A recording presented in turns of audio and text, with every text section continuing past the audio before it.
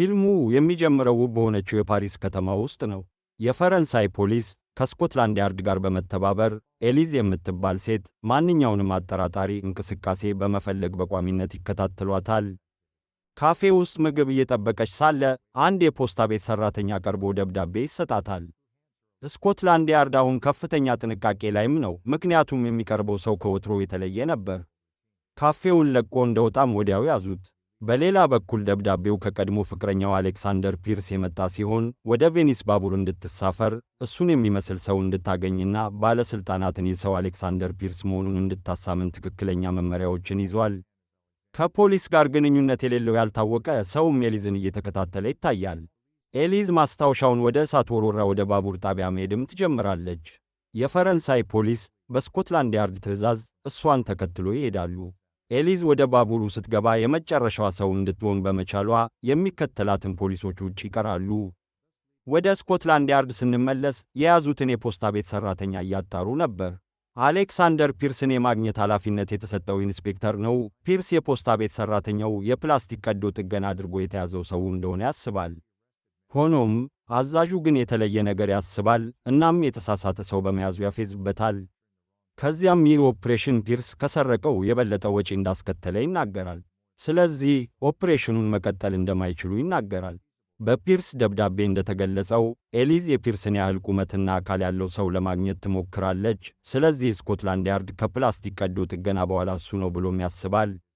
ለጥቂት ደቂቃዎች ከተንከራተተች በኋላ ኤሊዝ ከፍራንክ ፊት ለፊት ትቀመጣለች። እሱም ስለ ሰላይነት የሚያነብ ከአሜሪካ የመጣ ጎብኚም ነበር።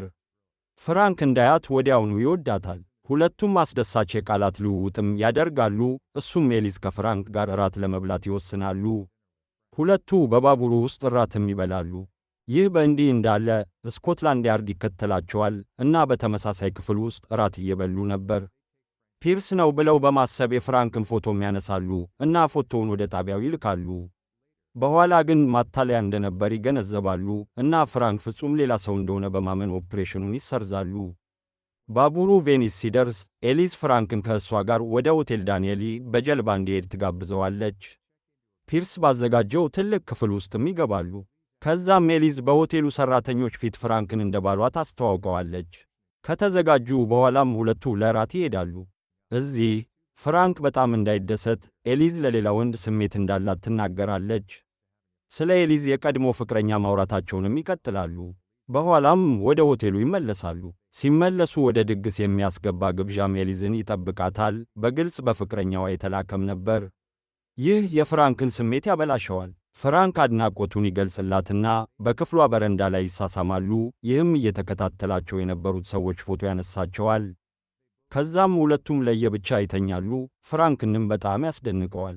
ሌሊቱን ሙሉ ኤሊዝን እያለም በማግስቱ ጠዋት ምግብ አቅራቢው ቁርስ ሲያዘጋጅ ይነሳል። ኤሊዝን ለመቀስቀስ ሲሄድ እንደሌለች ይገነዘባል።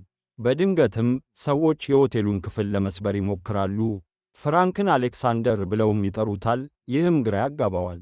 ሰዎቹ መሳሪያ እንደያዙ ሲያይ ፍራንክ በምን አደጋ ውስጥ እንዳለ ይረዳል እና በፍጥነት ራሱን በመታጠቢያ ቤቱ ውስጥ ይቆልፋል። ከዛም በመታጠቢያ ቤቱ መስኮት በኩል ያመልጣል። ሰዎቹም ይከተሉታል። ፍራንክ በጣሪያዎች ላይ በመሮጥ ማምለጥ ቻለ፣ ነገር ግን በጣሊያን ፖሊሶች ተያዘ። ፍራንክ እነዚህ ሰዎች ለምን እንደሚያሳድዱት እንደማያውቅ እና ኤሊዝ የምትወደው ሰው መስሏቸውም እንደሆነ ያስባል። በመጀመሪያ የጣሊያን ፖሊሶች የፖሊስ መኮንንን በማጥቃት ለማምለጥ ዋሽቷል ብለው ያስባሉና ያስሩታል። ሆኖም የጣሊያን ፖሊስ መኮንን ፍራንክን ከእስር ቤት አውጥቶ ታሪኩ እውነት እንደሆነ እና እሱን የሚያሳድዱት ሰዎች ቤላሩሳውያን እንደሆኑ በፍራንክ ሞት ላይ ሽልማት እንደጣሉና ሌላ ሰው እንደሆነ እንደሚያስቡም ይነግረዋል። ከዛም ቃል የገቡትን ገንዘብ ለመሰብሰብ መርማሪው ፍራንክን ለተመሳሳይ ሰዎች አሳልፎ ይሰጠዋል። ፍራንክም በምን አደጋ ውስጥ እንዳለ ይገነዘባል። ኤሊዝንም ያያታል። እሷም በጀልባ ብቅ ብላ ፍራንክን ታድነዋለች እና ሁለቱም አብረው ይሄዳሉ። ሰዎቹም መተኮስ ይጀምራሉ እና በቬኒስ ውስጥ ይሽከረከራሉ። ማሳደዱም ለረጅም ጊዜ ይቀጥላል። ሰዎቹ ሊይዟቸው በጣም ይቃረባሉ፣ ነገር ግን ኤሊዝ በተሳካ ሁኔታ ታመልጣለች። ከአደጋው ካመለጡ በኋላ ፍራንክ ለምን ይህ ሁሉ እየሆነ እንዳለ ይጠይቃታል። ኤሊዝም ሁሉ ነገር እየሆነ ያለው ስለሳመችው እና ፖሊሶችን እሱ አሌክሳንደር ፒርስ ነው ብላ ስላሳመነች እንደሆነ ትነግረዋለች። ፒርስም ሻው ከሚባል ወንጀለኛ $2 ቢሊዮን እንደሰረቀ እና በብሪቲሽ መንግስትም ለግብር ማጭበርበር ተፈላጊ እንደሆነ ትነግረዋለች። ሻውም አደገኛ ሰው ነው።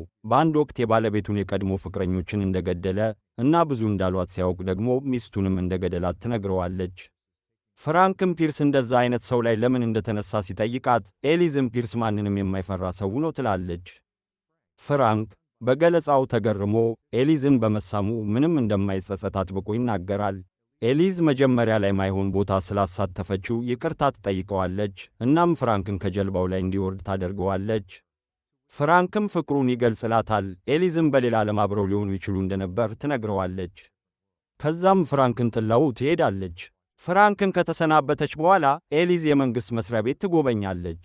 ራሷን የብሪቲሽ ሰላይ መሆኗን ገልጻ ከአቺሰን ጋር ትገናኛለች። እሱም በፓሪስ ከእሷ ጋር ከተከተሏት የብሪቲሽ ወኪሎች አንዱ ነው። ኤሊዝ በፒርስ ላይ በድብቅ እየሰራች መሆን የነበረባት ቢሆንም ከእሱ ጋር በፍቅር ወድቃ እስካሁን ድረስ ጠፍታ ነበር። ማንም ሰው እንዳይጎዳም ስለምትፈልግ ፒርስን በማግኘት ልትረዳው ዝግጁ እንደሆነች ለአቺሰን ትነግረዋለች። ሆኖም አቺሰን ስሜቷን በትክክል ተረድቷል፣ ምክንያቱም በአሜሪካዊው የሂሳብ መምህር ፍራንክ ፍቅር እንደወደቀች ያውቃል። ኤሊዝም ፒርስ ወደ ጋበዛት ድግስ መቆጣጠሪያ ለብሳ ትሄዳለች። በፓሪስ የነበረው ምስጢራዊ ሰውም ደብዳቤ ይሰጣታል። ደብዳቤው ከፒርስ የመጣ ሲሆን የት እንደምታገኘው ይነግራታል። ኤሊዝም ደብዳቤውን የሰጣትን ሰው ለማግኘት ልትሄድ ስትል እሱ ፒርስ ሊሆን ይችላል ብላ ስታስብ ፍራንክም ብቅ ብሎ ያስቆማታል።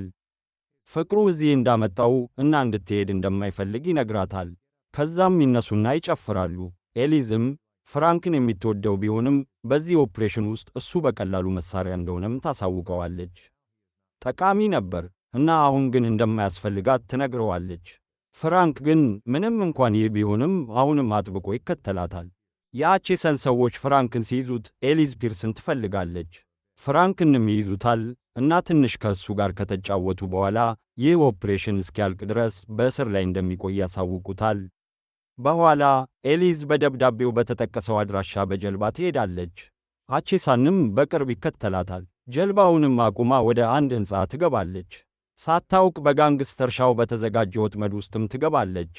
በቀጥታ ስርጭት አቺሰንና ቡድኑ ሻው ኤሊዝን ሲያነጋግር ይመለከታሉ። ከእርሱ የሰረቀውን ማንኛውንም ሰው ሁሉ እንደሚገድልም ይነግራታል። እንደ ሻው አባባል ፒርስ እጅግ ብልህ ወጣት እንደነበር እና ከእርሱ ሲሰርቅ ነፍሱን እንደወሰደበትም ይናገራል። አሁን ደግሞ ለመመለስ ማንኛውንም ነገር ያደርጋል።